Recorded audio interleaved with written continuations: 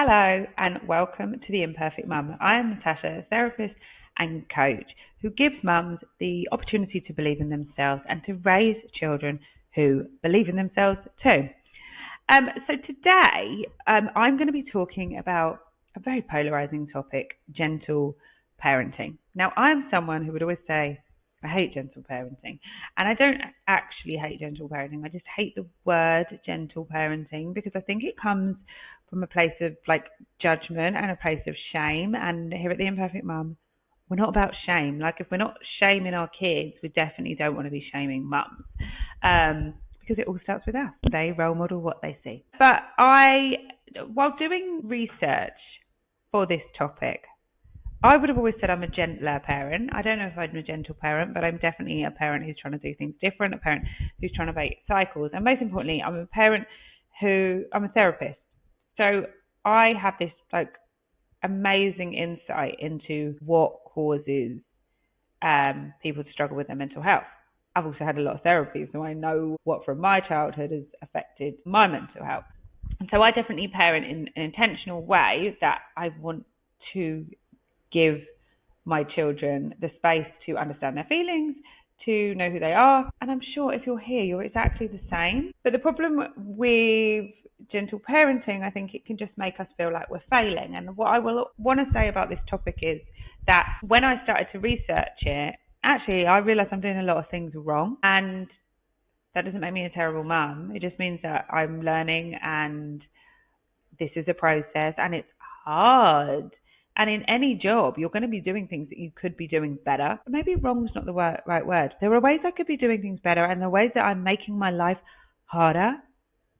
And there are things that I can change. And we are always evolving as parents because our children are always evolving. I have a 7-year-old now, and what I'm going to be talking about this week is how challenging it is parenting a 7-year-old who is trying to find her own independence, and who is changing, and who all the lovely things that work really well with my 4-year-old, they don't work anymore. And so I have gone into fight or flight with my parenting. And some days I'm doing it amazingly, mainly when I'm at home and I don't feel judged by other people who I think will not agree with what I'm doing, or not even not agree with what I'm doing. I don't even know how I feel judged. That's the point. When we go into fight or flight and we make decisions from our amygdala rather than our prefrontal cortex, our rational brain, we don't even stop to think. We just feel in danger. And when your child is shouting at you, especially when they're shouting at you in public, your brain feels like it is in danger. And that is a natural human response. We are humans. When we feel attacked, we have to protect ourselves. When someone is shouting at you, you feel attacked. And actually being able to regulate yourself and to remind yourself that it's just a 7-year-old screaming at you and not like a murderer, it's work in itself. And it takes a lot of energy. And there is no point in feeling guilty because you haven't responded perfectly when you're being attacked. Can you do better? Probably. Will you do better next time? Yes. Because every day is a school day when we're a parent. And over here at The Imperfect Mum, we're all about a growth mindset. And a growth mindset is not that our parenting is fixed. It is that we will do better, and we can do better, and we can learn together. And this morning, after this horrible incident with my daughter at swimming lesson, she came downstairs. My friend was here, and they were talking about how she wanted to take her magnesium gummies, because I bought her these magnesium gummies, which I've read somewhere might help her to regulate her emotions a bit better, because she is struggling to regulate her emotions. And she said, I want to have my calming gummies because I don't want to have a tantrum like I did yesterday. And I was like, oh, that's lovely. And then my friend was explaining, she was telling my friend how she gets really angry. And my friend said, I get really angry sometimes. And she said, one time I got so angry that I kicked a hole in a door. Now, Goldie thinks, it doesn't matter how many times I say that because I'm a grown-up, I can manage my emotions. And like, there's going to be this wonderful day where one day she's just going to be always able to regulate her emotions. And when I lose my temper with her, I say to her, like, sometimes mummy can't manage her emotions either because it's really hard. And she asked my friend, like, how old were you when you kicked a hole in the door? And she said 35. I said, mummy's just over that. I'm 38. And you could see her face was like, oh my God, I'm not broken. Even 35-year-olds can't manage their emotions because actually there's not something wrong with her. And I think that's something that I have to get my head round. There's not something wrong with her that she can't manage her emotions. It's just really hard to manage her emotions, and she's going through a difficult period. And if I respond well now, she's going to get better at managing her emotions. Because my friend Alison, who kicked the door in at 35, she's 59, 26 actually now, and I can't see her kicking the door in. I don't know that person. I will say, when she was 35, she had small children. Let that be a lesson to you. She's one of the calmest, wisest women I know. Like, I'm so grateful for her to be in my life. So just remember how much kids test you. I don't actually know. She wasn't sure why she kicked the hole in the door. Probably because her kids were fighting. But, so we're going to talk a bit about how we gentle parent and how we can do things better and how it is possible to gentle parent with 2 children. But I just want to add, if you've got 1 child or you've got 2 children, it's different. And while I was setting up for this podcast, while I was researching this podcast, I went on ChatGPT, which is going to be my new parenting best friend. Next time we have a meltdown, I'm going to leave the room. I'm going to go and take my deep breath, and I'm going to say, ChatGPT, what do I do? Please, can you help me? Because the stuff he has just given me, I don't know why, she, ChatGPT is a she, definitely, because the amount of advice she's given me, she's definitely a woman. What she has just given me is so wise and so helpful. And at the end of this podcast, I'm going to give you some prompts that you can put into ChatGPT when you are in that situation where you don't know what to do and you feel like you're going to respond badly. That's all you're going to do. You're going to respond badly or respond in a way that you're not proud of. Because we can need as many tools as we can get. And how lucky are we that we now have ChatGPT to help us? It's not as judgmental as all these influencers telling us to gentle parent on Instagram. They're annoying. ChatGPT is compassionate and kind. Maybe I've made my ChatGPT compassionate and kind because he knows that my core values are self-compassion, kindness, growth mindset. Oh my God, what's the last one? And healing. So maybe she talks to me from that place, like not my own therapist. Okay, so let me just go through what happened yesterday for me and what I did wrong, because I've learned the problem wasn't, well, she was the problem. Like, I'm not saying she wasn't the problem. She kicked off because I think I didn't get her a sandwich. I forgot to make her a sandwich for swimming. Okay, that is partly my problem, but I did bring her food. Like, I didn't make her go without food. I would never turn up after school pickup without food. Actually, number 1 tip, don't turn up to school pickup without food. If you've got school-age children, nursery-age children, just turn up with food. It's just better. You know, just one of those things that we can preempt. They're going to be hungry. And hungry people are more likely to get angry. I was quite hungry, actually, when we were just thinking about that now. I was quite hungry when things went wrong.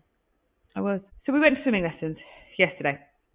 Now, swimming lessons are quite a trigger because they are after school and I don't know how tired the kids are going to be for swimming lessons. And I think one of the things I need to think about is when is the best time to do swimming lessons. But it's really hard because I don't want to do swimming lessons on Saturday morning. They don't particularly want to do swimming lessons on Saturday morning. We all quite like having a chilled Saturday. Swimming lessons are, in my opinion, really, really important. We go on holiday a lot. I need my kids to know how to swim. I don't want them to drown. We have had incidents where they have jumped in the pool and I've had to dive in after them. So this isn't like an irrational fear that my kids are going to drown. Like, I mean, it's obviously not an irrational fear that your kids could drown. So they need to swim. I don't know when the best time is for them to do swimming. So they do swimming after school, 3:45 on a Wednesday. One of the things I maybe could do is reduce how many clubs they have. Again, it's hard, isn't it? Because there are certain things that the kids want to do. My son actually does want to go swimming now, but he didn't. That's changed. He's now got into it.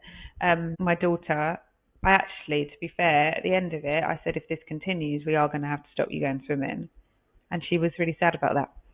So, I don't know. It's something to think about, like, have your kids got too many activities?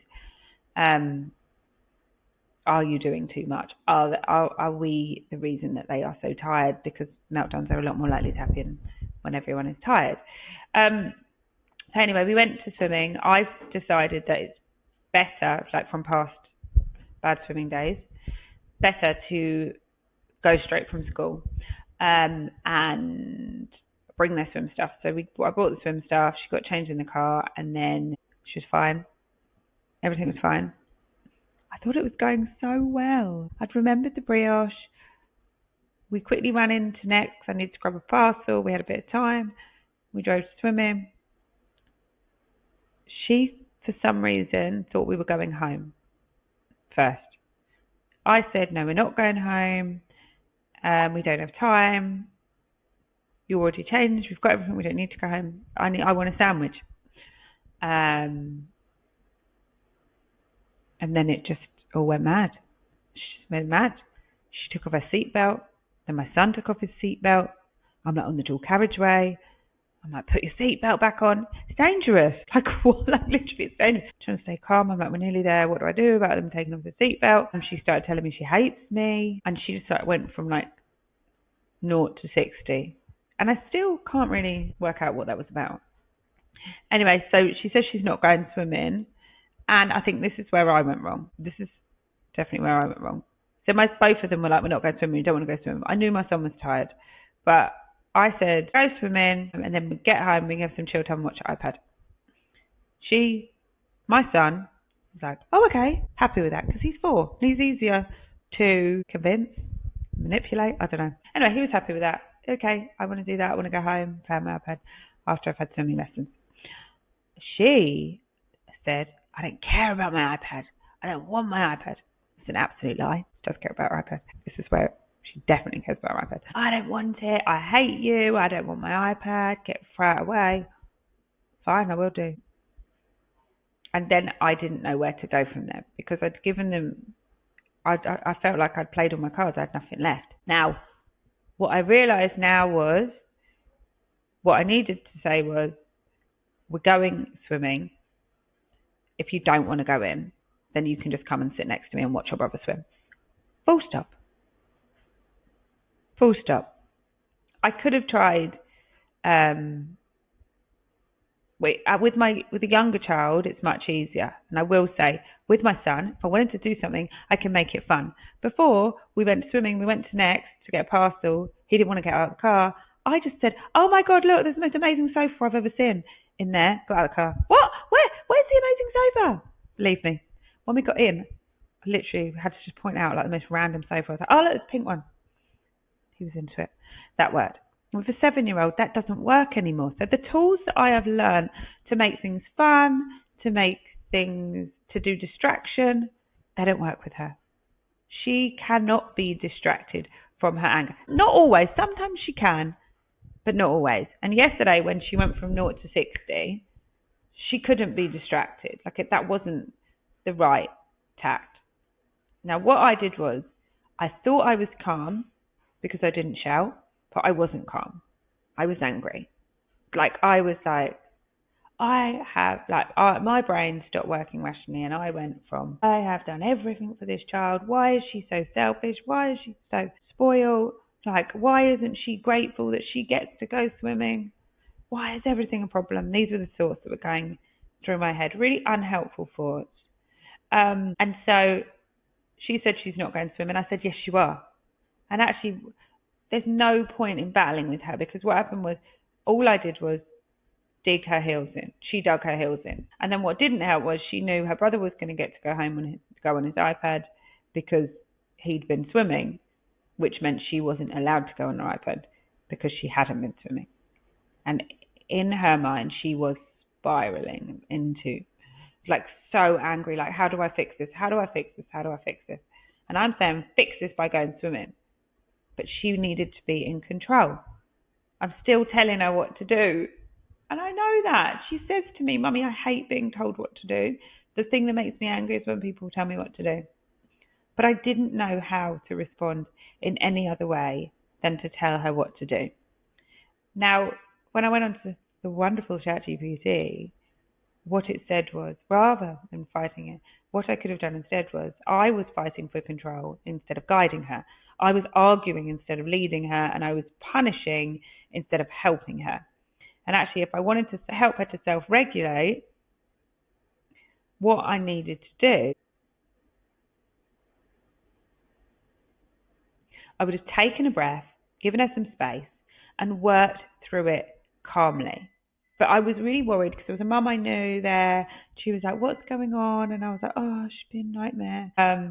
And there was that level of embarrassment, like, "Oh, my kid's kicking off again," because she's done it before.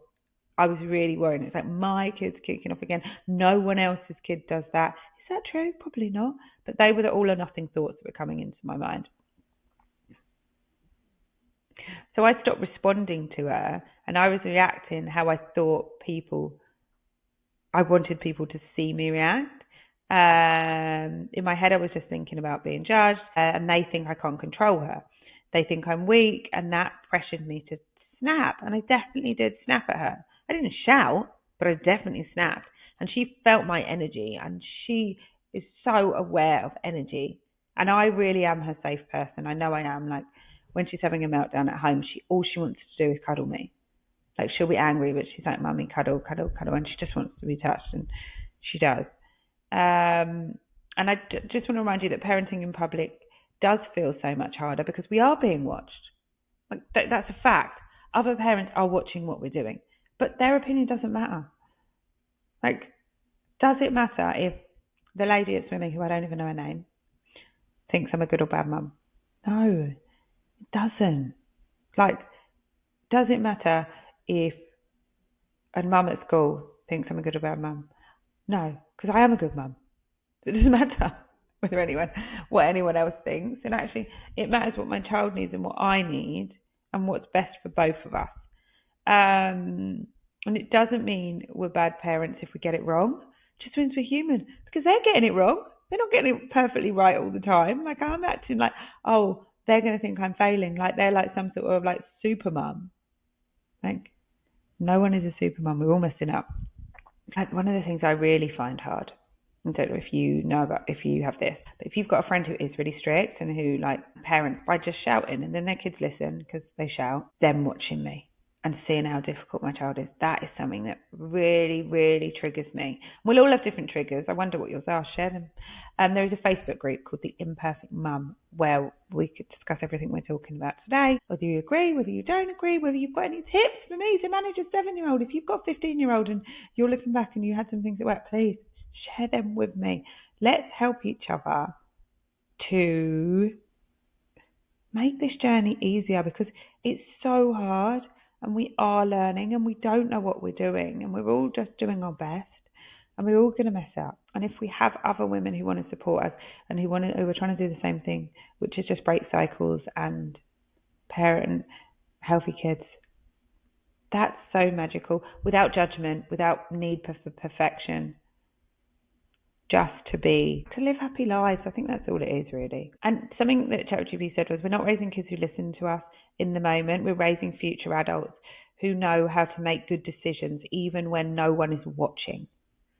And that's something I never learned, as you can see. I'm worrying about what I was thinking. That takes time, that takes patience, and that takes being okay with the hard work now so we don't have to undo the damage later. So this isn't about immediate gratification. I can shout at my kids and they can be scared of me. Long term, I know that's not the best thing. Sometimes I just wish I had kids who were a little bit scared of me, but the reason they're not scared of us is because we don't want them to be scared of us. Doing the right thing is never easiest. And it's the same with everything. Like, it's not just about parenting. It's like saying, why can't I just be skinny and eat McDonald's all the time? Well, because you can't. Well, unless you're really lucky and have a really high metabolism. One of the things I think about all the time is all these people taking Ozempic. If you're on Ozempic, sorry, but I am going to call you out now. Now, I see them at school. And I'm like, oh, God, how good would it be to lose all that weight in 6 weeks and just have the perfect body in 6 weeks? How good? How good? But what are the consequences of that? Firstly, how are you going to keep the weight off? Secondly, if you are using food to numb something else for joy. If you are an emotional eater, what have you got instead? You need to understand why you're eating. If you understand why you're eating, it's gonna help you to manage your weight long term, rather than just in the short term. And then you're gonna have to feel sick all the time. And the impact of feeling ill all the time and tired and have no energy, I don't understand what impact that must have on the rest of your relationship. And I think the way, like, I know that people can say, well, Ozempic's a drug that doctors are handing out, but doctors are handing out antidepressants, and you shouldn't be having antidepressants without therapy. Because how are you healing?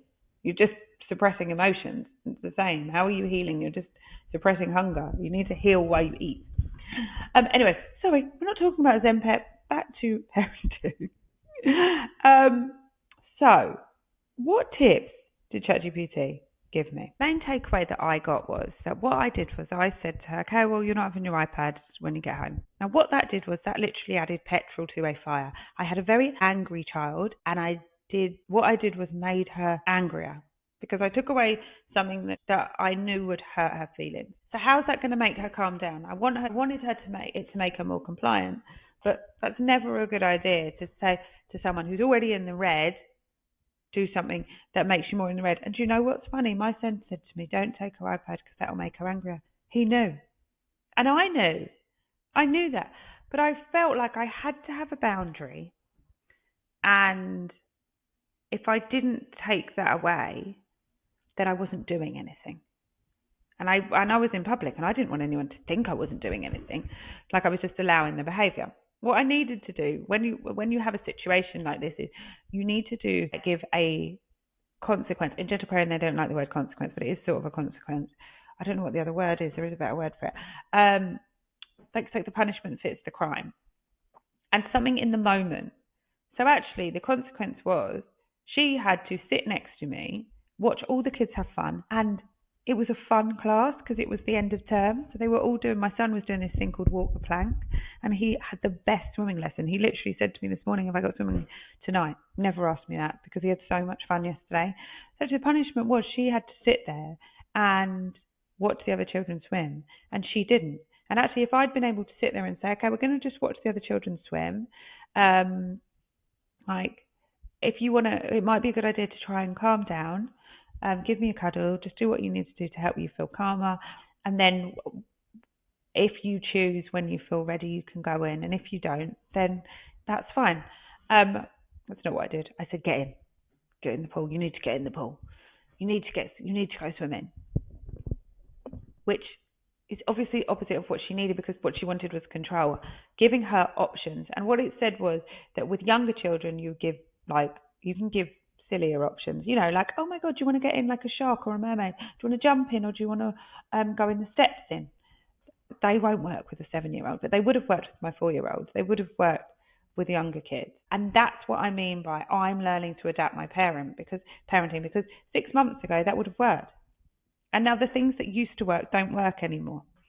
Then when I got home, instead of getting more, like, by the time we got home, she was so angry because she was like, it's not fair, Otto gets his iPad, I don't get my iPad. And then she absolutely lost it and like threw stuff around her room. She was so angry she wouldn't get dressed. It wasn't just like she refused to go swimming, it was embarrassing. Like, she took off her onesie, she threw it in a puddle. But I think I'd added petrol to the fire, and that's the thing I'm taking back. I added petrol to that fire, and then it was like Grenfell. It was completely out of control. I've not seen a tantrum like that, and she didn't like it. She was so upset.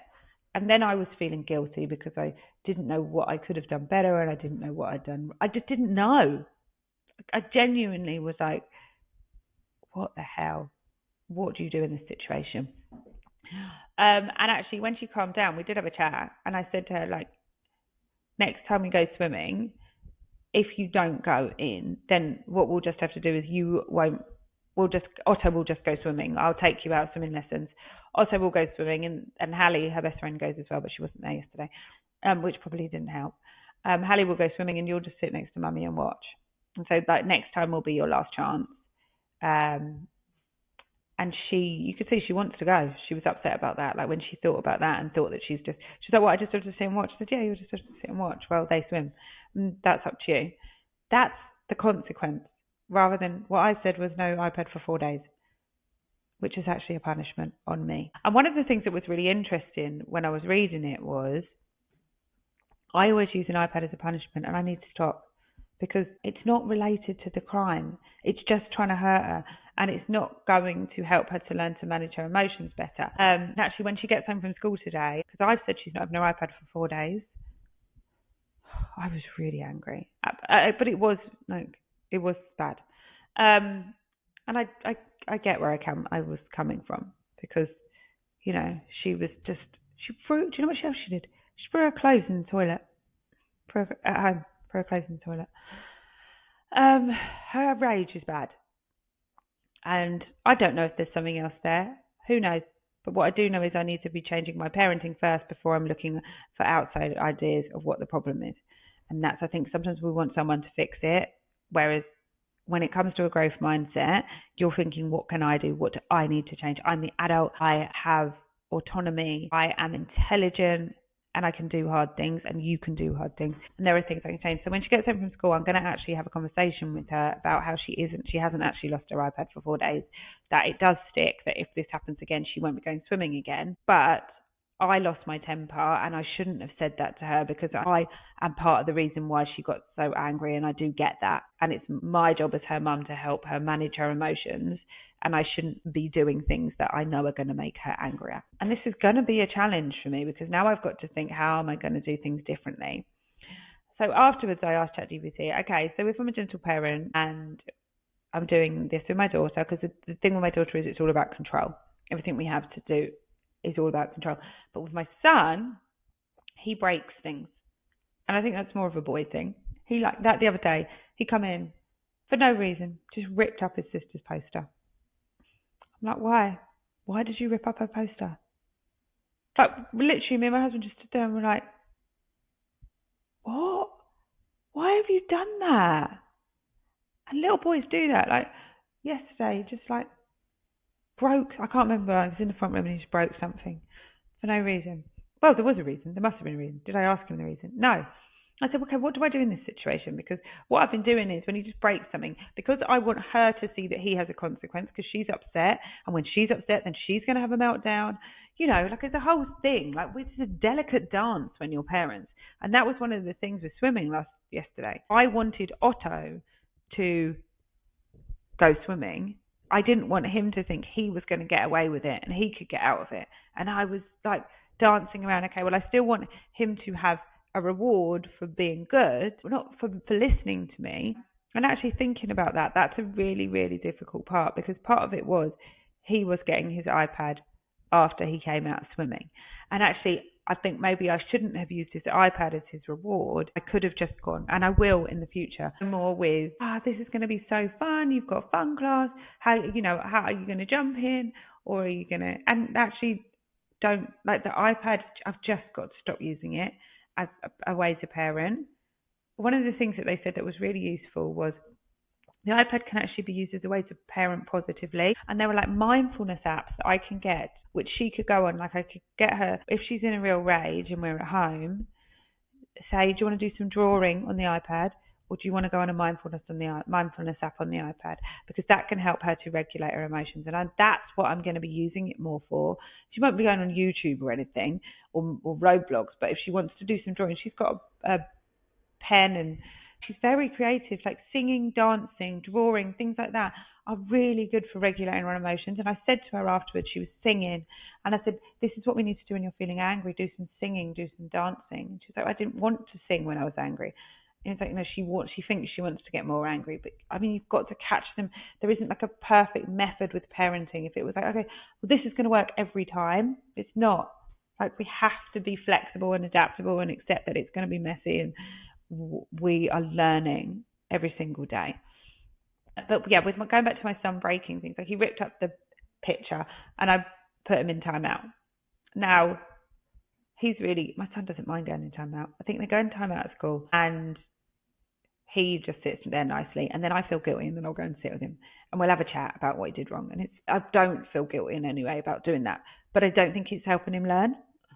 I don't think it's helping him learn anything at all. It's just like me just doing something to try and get So my daughter sees that he gets a consequence for breaking her things. And actually, what it said was what's really nice to do if you've got children who break things, firstly, it's to ask them, was that an accident or did you do it because you're frustrated?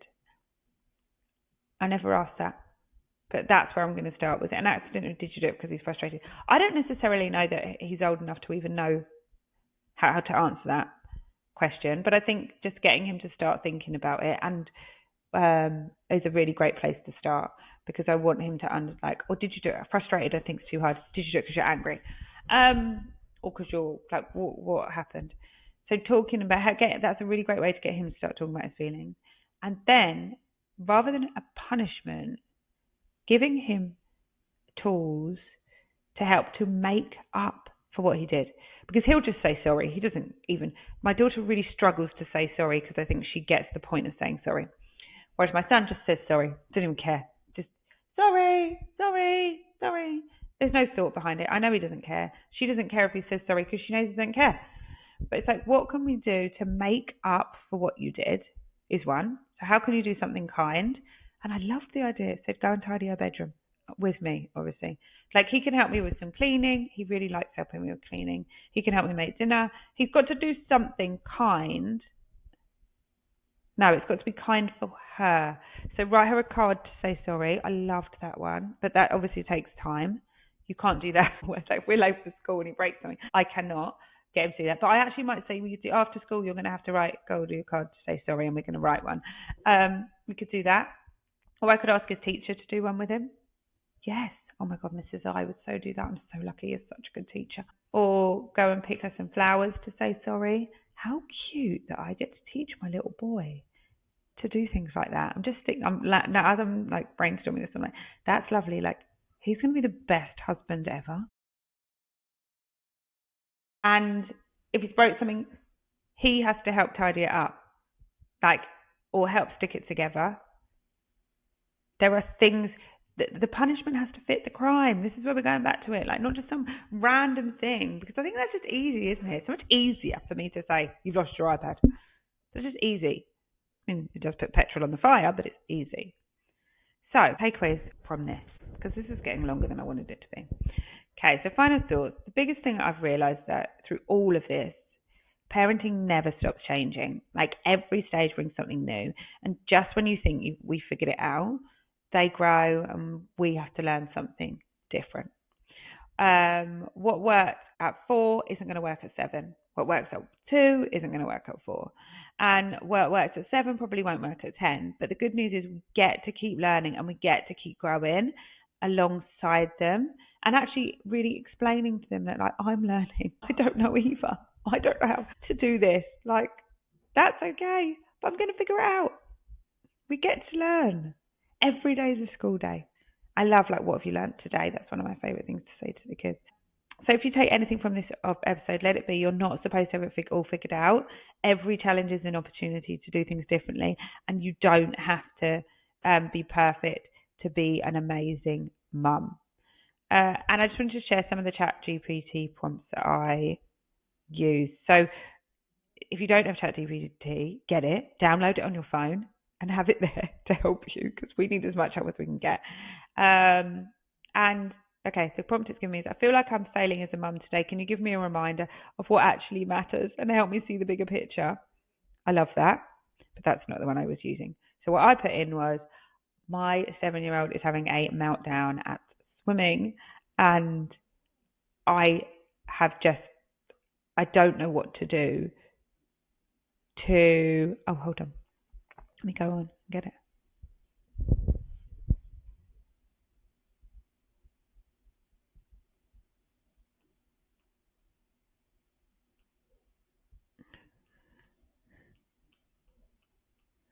Yeah. Can you give me some ideas for parenting a 7-year-old struggling with anger to help parent her in a gentler way? Then he gave me some clips and some tips, and I said, what about if she refused to go swimming? And then I wasn't too happy. No, then it said, what's it about? I said it's about control, because luckily she's told me it's about control. I know what it is.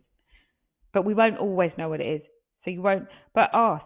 Get curious as much as you can when they're calm, not when they're stressed, when they're calm. And then I said, okay, so this happened last night. She refused to go in, so I said she couldn't have her iPad, and it just got worse. And then I got angry. How could I have responded better next time? Yeah. So there are and this is how you can talk to ChatGPT. I feel like some of these ideas are good for a 4-year-old, but I need more for a 7-year-old. So it gave me some tweaks that were better for a 7-year-old. And then I said, okay, now some of this I think is better for if you've got one child, and if you need, how can we change it if you've got two? And it was so helpful to be able to say that. And it said how we handle it when one child refuses and the other is ready. Keep the plan the same for both. Swimming is happening no matter what. Do not make it an option for one child and not the other. This sets up future battles. Do not say things like fine, stay at home then, unless you're okay with it becoming a habit. Stay neutral and avoid comparing siblings, which I definitely did. I said, like, your brother's done so well. Look at your sister. She's ready. Why can't you cooperate? Don't say that. See, she's not complaining. Why do you always make this so hard? Don't say that.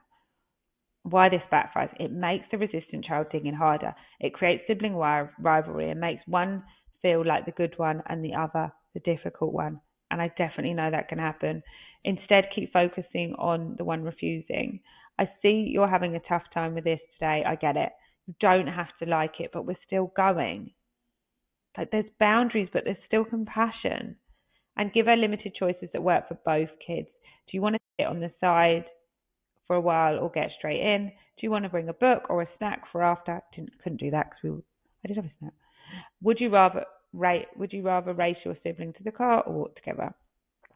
The key choices should not include going or not going, and they should not impact the sibling who is going and is ready. If the refusing child won't get ready, let them go as they are. And then I did do that, just let them bring a swimsuit, but I made her get changed. We'll take it just in case you change your mind. If they get to the pool and still refuse, stay calm and let them sit on the side. What not to do. Do not beg or negotiate. Did that, definitely. Do not punish the other child by cancelling the activity. No, I didn't do that. Why this works. The child who wants to swim still gets to enjoy the lesson. The refusing child sees they aren't giving in, but they aren't being forced into the water. And I was trying to force her. Don't try and force a child who says, I hate being told what to do. Okay, I could go through this for a while, but anyway, I hope this was helpful. I really have enjoyed researching this topic, and I've learned so much. And and if you need any help with any parenting stuff, with managing your emotions, that is where I'm really specialised. My background is parenting work. So I love doing a bit of parenting work, but I wouldn't say I'm a parenting expert. But when it comes to healing, managing your emotions, learning to be more compassionate to yourself, learning to stop people pleasing or trying to be perfect, that is my jam. And I just love helping mums to believe in themselves and helping mums to raise children who believe in themselves. That is my absolute passion. And we do that with healing, self-compassion, and learning to learn from your mistakes. Learning to see there's no winning or losing. I didn't lose here. This was an absolute perfect opportunity for growth for me. That massive, mega 90-minute tantrum is going to be the start of something magical. I can't wait to see how things go from here. I'm actually excited because I'm excited for the next tantrum because I know I'm going to do so much better next time. Okay, so if that was useful, if you love that, if you think it would be helpful for someone else, please share it with a friend of yours. Leave me a review. 5 stars would be wonderful. And follow me on Instagram, Natasha Nico Therapy, and I think it's the .imperfect mum. It's either the .imperfect mum. I'll put it in the show notes anyway. And if you want to find out more about working with me one-to-one, the link to book a call is also in the show notes. Bye.